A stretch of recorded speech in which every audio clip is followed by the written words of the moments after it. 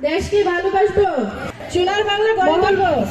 আমার সোনার বাংলা, আমি তোমায় ভালোবাসি। চিরদিন তোমার আকাশ, চিরদিন তোমার আকাশ, তোমার বাতাস আমার প্রাণে।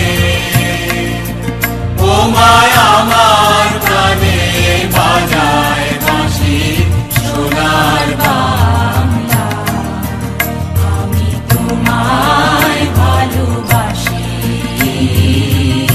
মরি হায় হায় রে ও মা, আগুনে তোর আমের বনে ঘানে পাগল করে।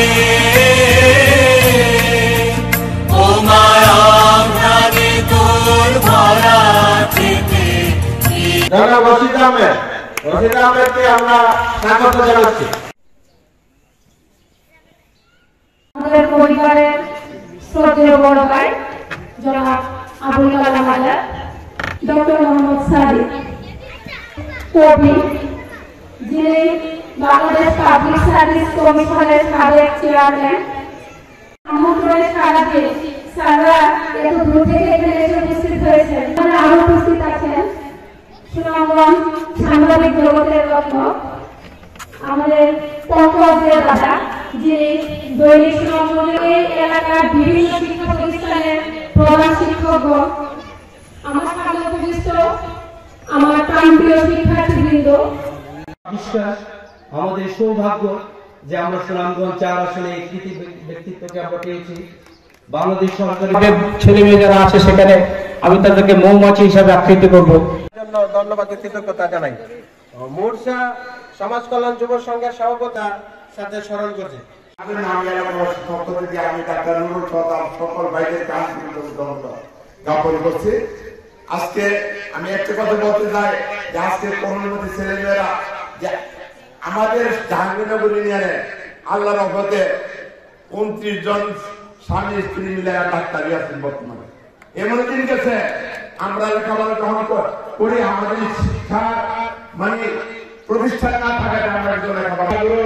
কৃষ্ণনগর স্কুলের প্রধান শিক্ষক আমাদের জাহাঙ্গীরনগর ইউনিয়নে 4টা পূর্ণাঙ্গ হাই স্কুল, একটা দাখিল মাদ্রাসা, পাশে একটা কলেজ, যার জন্য আল্লাহ রহমতে আমাদের শিক্ষা ব্যবস্থাটা আমরা অনেক আগেছি।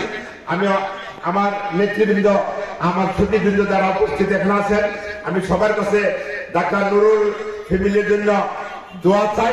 তখন থেকে এর আগে যে স্বপ্ন দেখেছি তখন থেকে আমরা মনে মনে কল্পনা করে নিয়েছি এই মানে সমাজের জন্য যারা দুর্যোগকালীন সময়ে আমাদের শিশু, আমাদের গর্ভবতী মাকে নিয়ে চিন্তা করেন, তিনি যদি কোনো কারণে জননেতা হয়ে আসেন তাহলে আমাদের অনেক দুঃখ কষ্ট লাঘব হবে। সেটাই হয়েছে। মহান আল্লাহ পাক আমাদের ডাক শুনেছেন এবং ডক্টর মোহাম্মদ সাদিক স্যার আমাদের মধ্যে আমরা বিপুল ভোটের মাধ্যমে আমরা জয়ী করে নিয়ে আসি। ডক্টর মোহাম্মদ সাদিক স্যার আজকে প্রোগ্রামে এসেছেন। আমি প্রোগ্রামের এই মুহূর্তে এসে ডক্টর মোহাম্মদ সাদিক স্যারের জন্য আমরা সবাই করতালি দিয়ে আমরা তাকে বরণ করে নিই। বেশি প্রতিকূলতাকে জয় করে জয়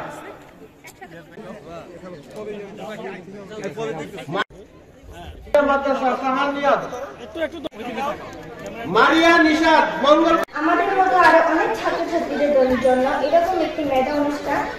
বাবুদাকে বলছিলাম যে আমি আত্মার বন্ধন আছে, এই আত্মার বন্ধনের কারণেই আমি আপনার অত্যাচার সহ্য করতে হয়েছে এই দিনটির জন্য। লুকিয়ে আড়ালে আবডালে থেকে আমাদের প্রত্যেকটি সমাবেশকে সফল করার জন্য নিরন্তর প্রচেষ্টা করেছে এবং আমরা তাকে আন্তরিক ধন্যবাদ এবং কৃতজ্ঞতা জানাই। আর যে সুনামগঞ্জ যে শিক্ষায় খুব পিছিয়ে, আসলে বিষয়টা তা না। এবং যে মনে করি সবার জীবনের স্বপ্ন থাকতে হবে। স্বপ্ন অনেক গুরুত্বপূর্ণ বিষয়। স্বপ্ন আমাদেরকে যথাযথ স্থানে দিয়ে যেতে পারে। স্বপ্নের তীর ছুঁতে হবে আমাদেরকে একটু উপরে, যেখানে আপনি যেতে যাচ্ছেন তার থেকে একটু উপরে আপনি তীর ছুটবেন, আর ঠিক আপনি যেখানে পৌঁছাতে চাচ্ছেন তীরটা গিয়ে সেখানে লাগবে। তাহলে আমাদের সবার চেষ্টা করবেন আপনি জীবনে কি হবে, কোথায় পৌঁছাবেন, কি করতে চান আপনি এলাকার জন্য, সেই সব কিছু আমি মনে করি আমাদের সময় এসেছে যে আমরা নিজেদের বিষয় আমরা নিজেরা চিন্তা করতে পারি, এবং সেই সঙ্গে আমাদের আত্মবিশ্বাসী হয়ে উঠতে হবে। আত্মবিশ্বাস দেখে আমি বুঝেছি যে মানসিকতা কোথা থেকে তৈরি হয়েছে। এরকম অনুষ্ঠান আয়োজন করা অনেক শক্তি, এই ভালোবাসা এবং এই অবদানকে আমরা গভীর শ্রদ্ধার সঙ্গে স্মরণ করি। এই মঞ্চে আমার অনেক প্রিয় মানুষ আছেন, বিশেষ করে রাজনীতিবিদ আছেন, সাংবাদিক আছেন, বিশেষ করে সুনামগঞ্জ জেলা আওয়ামী লীগের দুই সহসভাপতি আছেন। আমাদের জেলা আওয়ামী লীগের সভাপতি নুরুদ্দিন মুকুট এবং বিপ্লবী সাধারণ সম্পাদক নুমানবক পলির, এরা আমাকে সবসময় সহযোগিতা করতে পারে না। আমি যে তো যাই হোক, আপনারা যুদ্ধ করে দেশ স্বাধীন না করলে মোহাম্মদ সাদিক কোনদিন সরকারের সচিব হতে পারত না। পরাধীন দেশে পাকিস্তানে বাঙালি কোনো মোহাম্মদ সাদিক সরকারের সচিব হতে পারে নাই।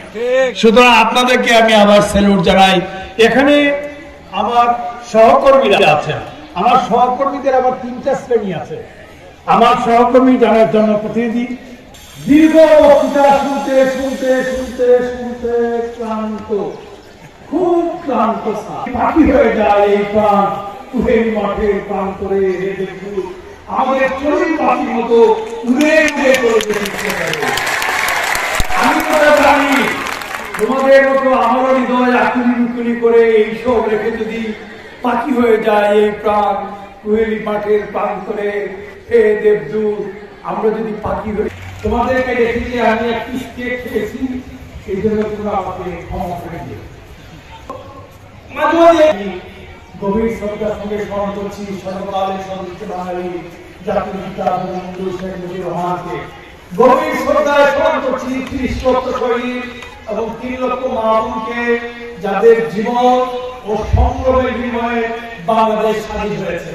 মঙ্গলকাটা উচ্চ বিদ্যালয়ে বাংলায় কথা বলতে পারতাম না। বাংলাদেশ স্বাধীন না হয়ে মঙ্গলকাটায় এই সম্ভাবনা জেগে উঠত না। আব্দুল গনি ফাউন্ডেশন কিংবা ডাক্তার নুরুল সব মিলিয়ে একটা সমীকরণ আছে আমার। স্বপ্ন সেটা নয় যেটা রাত্রে ঘুমিয়ে ঘুমিয়ে দেখো।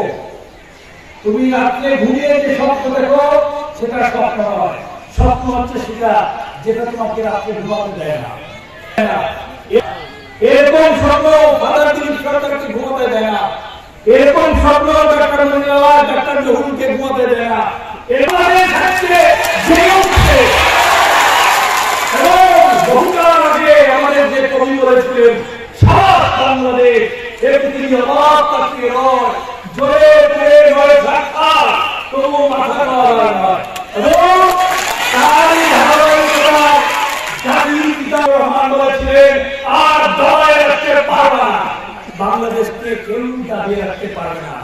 যারা বাংলাদেশকে একদিন বলেছিল বটমলেস বাস্কেট, তলাবিহীন ঝুড়ি, অর্থাৎ যে টুকরির তোলা নাই, অর্থাৎ এখানে যতই ঢালো এটা ভরে না, তারা এবার বলে ম্যাজিক ডেভেলপমেন্ট বাংলাদেশ।